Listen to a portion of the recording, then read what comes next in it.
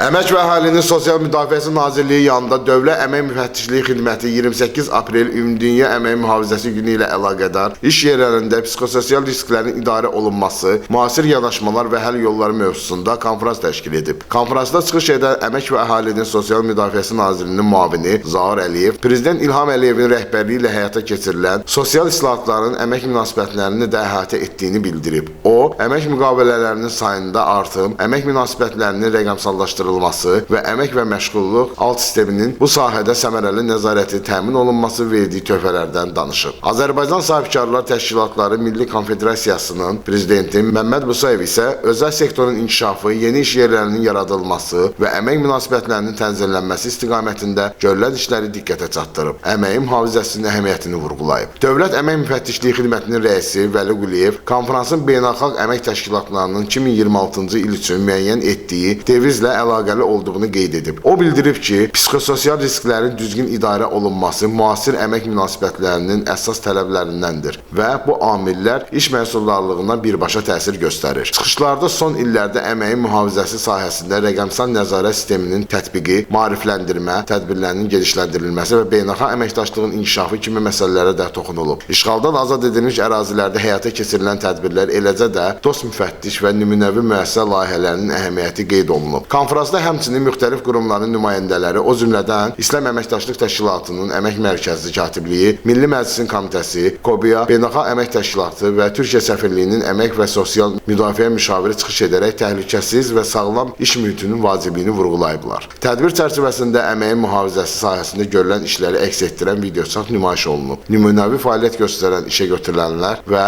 ESG prinsiplərinə töhfə verən iştirakçılar mükafatlandırılıb. Murad Adiloğlu, Rəsul İsayev, Günay Hacıyeva, Səs TV.